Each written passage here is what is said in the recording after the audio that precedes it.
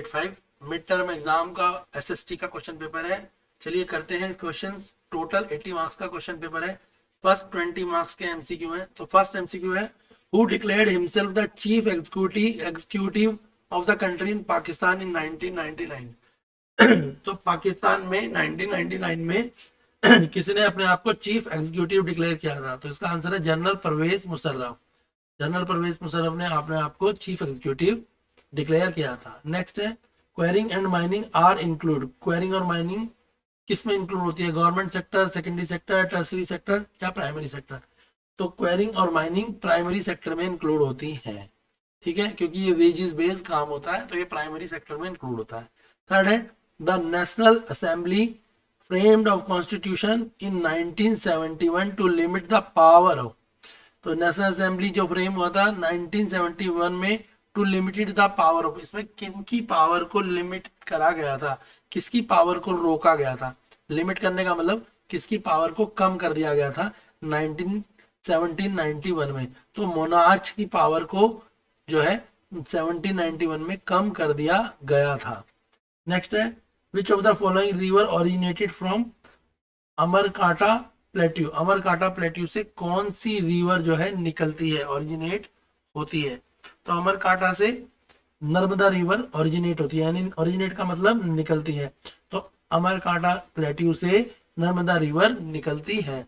Next है question fifth, which among the following is not the feature of Indian constitution. Indian constitution, भारतीय संविधान का इनमें से कौन सा फीचर ऐसा है जो भारतीय संविधान में इंक्लूड नहीं है? तो डबल सिटीजनशिप भारतीय संविधान में इंक्लूड नहीं है। अगर आप किसी और देश की सिटीजनशिप लेंगे तो आपकी इंडिया की सिटीजनशिप चली जाएगी। तो इंडिया जो कॉन्स्टिट्यूशन है, भारतीय संविधान, उसमें आप सिर्फ किसी एक देश की ही परमानेंट सिटीजनशिप रख सकते हैं, कुछ स्पेशल केसेस को छोड़ के। नेक्स्ट है, the chairman of drafting committee was. जब भारत का संविधान बना था तो उसके चेयरमैन कौन थे?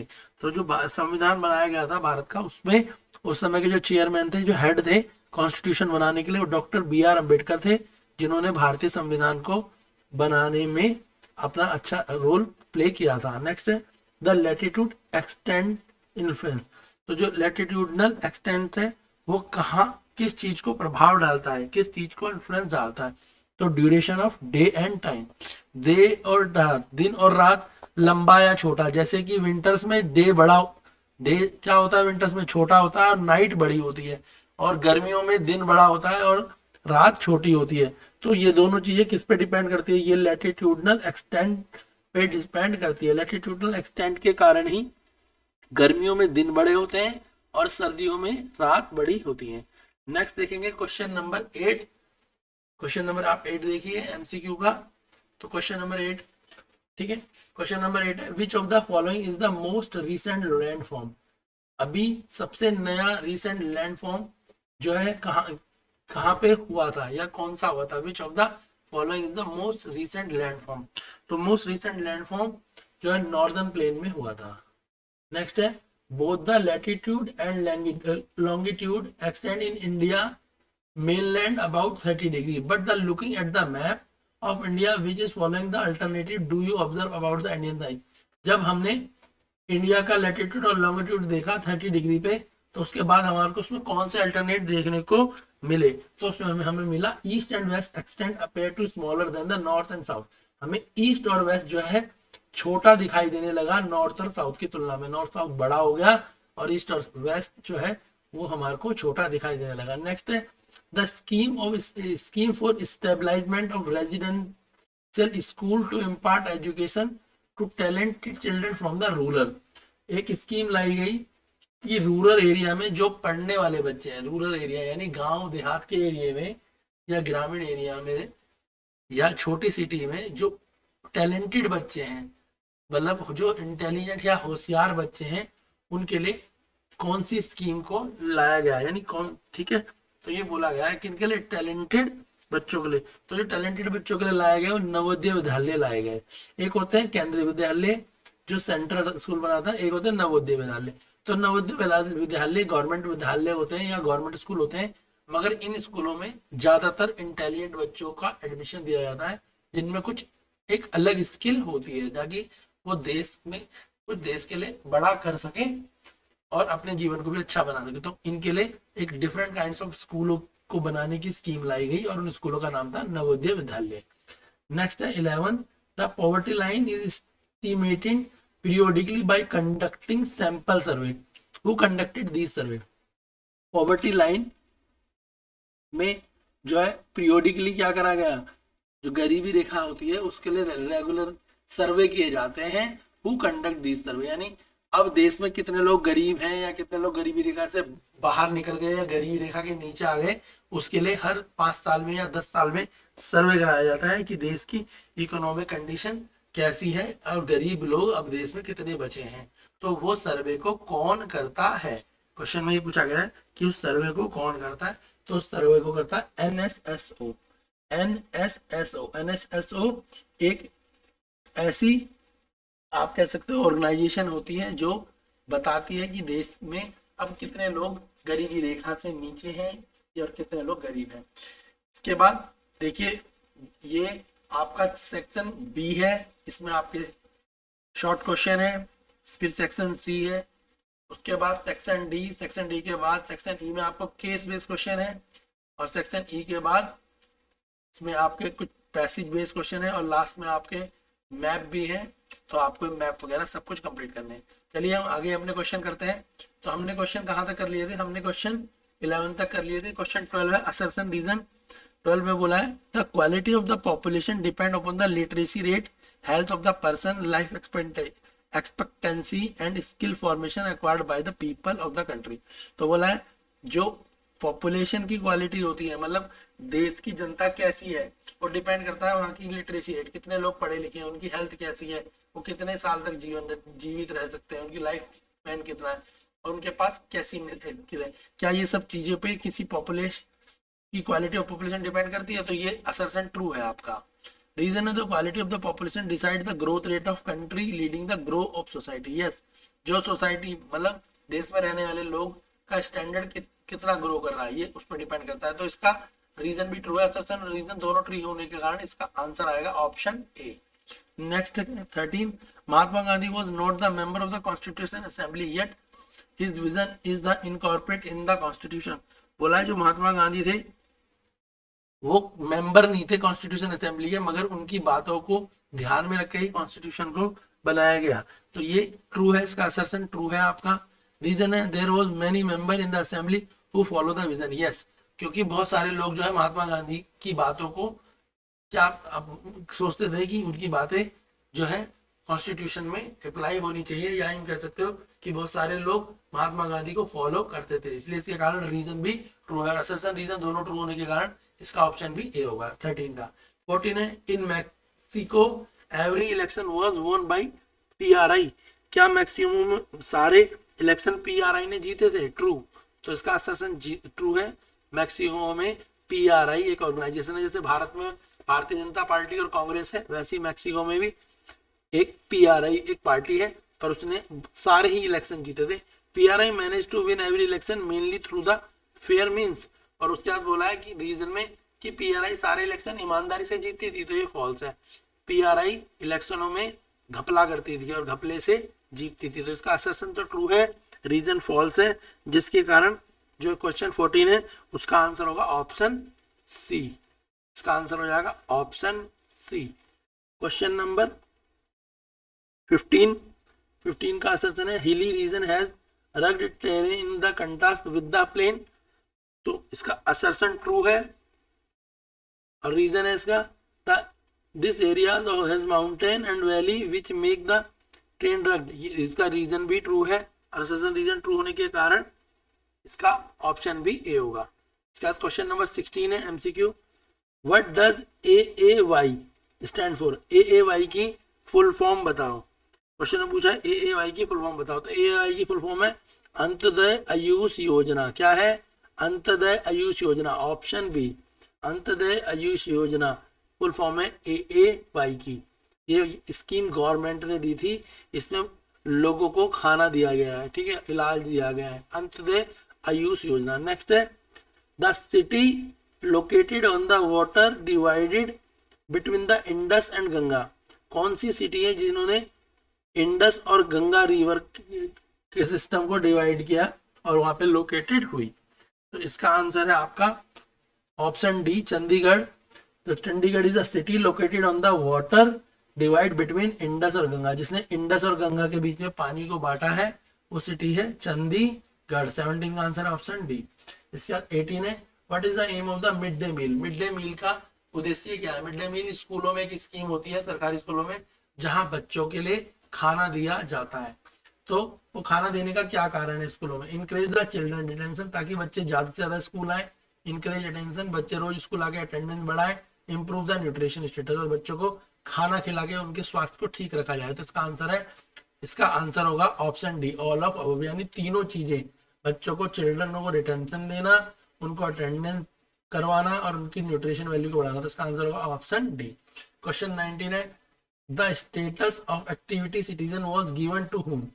ठीक है, status of activity citizen was given to whom, किन लोगों को बताया गया है कि उनको कुछ ना कुछ एक्टिविटीज करनी चाहिए। तो only the man above the 25 year playing tax equal at least 3 days a labour wages. तो इसका आंसर होगा ऑप्शन डी, 25 ईयर से ऊपर वाले। नेक्स्ट है 20 फिलिप्स है, इससे रिवर और बेसिन एरिया। ताप्ती का दिया हुआ है मध्य प्रदेश, गुजरात और महाराष्ट्र। और कावेरी बेसिन में बताओ कौन सा एरिया आता है। तो जो कावेरी बेसिन में एरिया आता है वो आता है कर्नाटका, केरला और तमिलनाडु। तो कर्नाटका, केरला और Tamil Nadu is the basin area of Kaveri river. अब हम सेक्शन बी करते हैं। सेक्शन बी में फर्स्ट क्वेश्चन है, mention the two point of difference between Himalaya river and peninsular river. Himalaya river और पेंसुलर रिवर के बीच में दो अंतर बताओ। हिमालय रिवर और पेंसुलर रिवर के बीच में तो डिफरेंस देखिए, हिमालय रिवर और पेंसुलर रिवर के बीच में डिफरेंस दो पूछे, आप 2, 3, 4 लिख सकते हैं। पहला, origin of water. Himalaya river में पानी आता है melting the glacier and snow. जब ग्लेशियर और स्नो पिघल जाते हैं तो हिमालय रिवर में पानी आता है। और पेंसुलर रिवर में पानी आता है rainfall around the ground water recharge. जब बारिश होती है तो पेंसुलर रिवर में पानी आता है। हिमालय रिवर क्या है? Young and energetic. Himalaya river young है और इसमें पानी का बहाव बहुत तेज है। पेंसुलर रिवर ओल्ड है, पुरानी है, और इसमें पानी का बहाव मॉडरेट है, यानी हिमालय रिवर से कम होता है। Course of river, short and steep. Himalaya river जो है थोड़ी सी छोटी है और पेंसुलर रिवर लॉन्ग और वाइड है। ये छोटी और पतली होती है, ये लॉन्ग और वाइड होती है। उसके बाद अगर आप बोले एग्जाम्पल, तो हिमालय रिवर का एग्जाम्पल आप गंगा लिख सकते हैं और पेंसुलर रिवर का एग्जाम्पल आप गोदावरी लिख सकते हैं। नेक्स्ट क्वेश्चन करते हैं, क्वेश्चन नंबर 22। सेक्शन बी का क्वेश्चन 22 है। क्वेश्चन 22 में पूछा है आपसे, give two argument in favour of democracy. Democracy के बारे में आप दो बातें बताएं। बोला है कि डेमोक्रेसी के बारे में आप दो आर्ग्यूमेंट या आपने दो विचार दे। तो आप बोल सकते हैं democratic government is better government. Democratic government अच्छी गवर्नमेंट होती है because it is a more accountable form of government. क्योंकि हम जो डेमोक्रेटिक गवर्नमेंट होगी, जो जनता के द्वारा चुनी हुई सरकार होगी, हम उस सरकार से सवाल जवाब कर सकते हैं। दूसरा, डेमोक्रेटिक गवर्नमेंट जो होती है इंप्रूव करती है क्वालिटी ऑफ डिसीजन मेकिंग। वो टाइम के हिसाब से डिसीजन लेती रहती है ताकि देश का और देश की पब्लिक का भला हो सके। नेक्स्ट बोल सकते हैं हम, democratic government provide the method to deal with different and conflict. अगर किसी देश के साथ कोई मतभेद हो चुका है, झगड़ा हो चुका है, तो उसको सॉल्व करने का भी जो कैपेबिलिटी होती है वो डेमोक्रेटिक गवर्नमेंट में ज्यादा होती है। फोर्थ है, डेमोक्रेटिक गवर्नमेंट इनहांस करती है dignity of citizen. Democratic government अपने देश के नागरिकों की डिग्निटी, यानी उनका जो विचार है, उनकी जो राइट्स हैं, उनको क्या करती है? प्रोटेक्शन देती है और उनको सम्मान देती है। तो डेमोक्रेटिक गवर्नमेंट में जो सिटीजन्स होते हैं उनको क्या है? सरकार के द्वारा सम्मान दिया जाता है, रिस्पेक्ट दी जाती है, इवन उनके राइट उन्हें दिए जाते हैं और उन्हें फ्रीडम भी दिया जाता है as compare to monarchy government. Next question करते हैं हम, क्वेश्चन नंबर 23। नेक्स्ट क्वेश्चन है आपका, how were the British policy responsible for increasing poverty in India. Bharat में गरीबी को बढ़ाने के पीछे ब्रिटिश पॉलिसीज कैसे रिस्पॉन्सिबल है? आपको पता है ब्रिटिश सरकार 1947 से पहले हमारे देश में अंग्रेजों का कब्जा था। अब ब्रिटिश सरकार को ही हम कॉलोनियल गवर्नमेंट भी बोलते हैं। इनका दूसरा नाम क्या होता है? Colonial government. तो ब्रिटिश गवर्नमेंट को ही कॉलोनियल गवर्नमेंट बोला जाता है। तो कॉलोनियल यहाँ पे लिख सकते हैं the policy of colonial government या द पॉलिसी ऑफ ब्रिटिश, कुछ भी लिख सकते हैं। ठीक है, तो the policy of colonial government क्या थी? रूइन द ट्रेडिशनल ऑफ हैंडीक्राफ्ट। इन्होंने क्या करा? हमारे देश का जो हैंडीक्राफ्ट था उसको खत्म कर दिया। तो British government रूइन the tradition of handicraft and discourage the development of industrial like textile. और जो इंडिया में टेक्सटाइल थी उनको खत्म करने के लिए भी इन्होंने साजिश करी। एक तो भारत का हैंडीक्राफ्ट को समाप्त करा और भारत का जो टेक्सटाइल था उसको भी खराब कर दिया। दूसरा, the low rate of growth persistence until the 19, और जो देश की ग्रोथ होनी थी 19th सेंचुरी तक वो बहुत धीरे धीरे करी, जिसके कारण क्या हुआ? The result in less job opportunity. लोगों को कम नौकरियां मिली, low growth of rate of income, और लोगों की इनकम भी कम हुई। तो क्या क्या काम करा? एक तो भारत का हैंडीक्राफ्ट खत्म कर दिया, जिसके कारण क्या हुआ? टेक्सटाइल की इंडस्ट्रियां कम हो गई और बंद हो गई। दूसरा, लो रेट ऑफ ग्रोथ रखी 19th सेंचुरी तक, जिसके कारण लोगों को कम जॉब मिली और लोगों के पास जॉब अपॉर्चुनिटी कम होने के कारण उनकी इनकम भी कम रही, जिसके कारण देश में गरीबी बढ़ती रही। तो इस तरीके की जो ब्रिटिश सरकार ने कुछ साजिशें करी जिसके कारण भारत में गरीबी बढ़ती चली गई। क्वेश्चन नंबर 24 में बोला है, पूछा है आपसे 24 नंबर क्वेश्चन जो है तो पूछा है आपसे, why is monsoon consider unifying bond. जो बारिश है या मॉनसून था उसने किस तरीके से देश में एक यूनिफाइंग बॉन्ड बनाया, यानी देश को एक साथ जोड़े रखने का काम मॉनसून ने किस तरीके से करा? मॉनसून ने देश को यूनिफाइड बॉन्ड कैसे बनाया? तो फर्स्ट है, the water from the monsoon fill up the river. जो बारिश होती थी उससे रिवर में पानी भर जाता था, which are used by the human और एनिमल फॉर डिफरेंट पर्पस। जिसे ह्यूमन और एनिमल अलग अलग पर्पस से यूज करते थे। जैसे ह्यूमन उससे अपनी प्यास बुझाते थे, अपनी खेती करने में काम आता था। एनिमल्स भी अपनी प्यास बुझाते थे, फूड बनाने में काम आता था। तो एक तो मॉनसून के कारण ये सबको इसका लाभ हुआ, एनिमल्स को भी और ह्यूमंस को भी अलग अलग पर्पस में। दूसरा, this form of unified bond as a bird and whole country and set the agriculture activity in the motion. और जिस कारण से बाइंड हुआ, जिस कारण से ये जो बारिश का पानी था वो बाइंड कर गया पूरे देश को, और पूरे देश की जो एग्रीकल्चर एक्टिविटी थी वो अच्छे तरीके से होने लगी। तो यानी देश में खेती जो है वो अच्छे तरीके से होने लगी। क्लियर है? इसके बाद हमें करना है सेक्शन सी और फिर हम करेंगे सेक्शन डी। सेक्शन डी का सेक्शन ई में आपके केस बेस्ड क्वेश्चन है, इसके अलावा कुछ पैसेज बेस्ड क्वेश्चन है और लास्ट में आपका मैप है।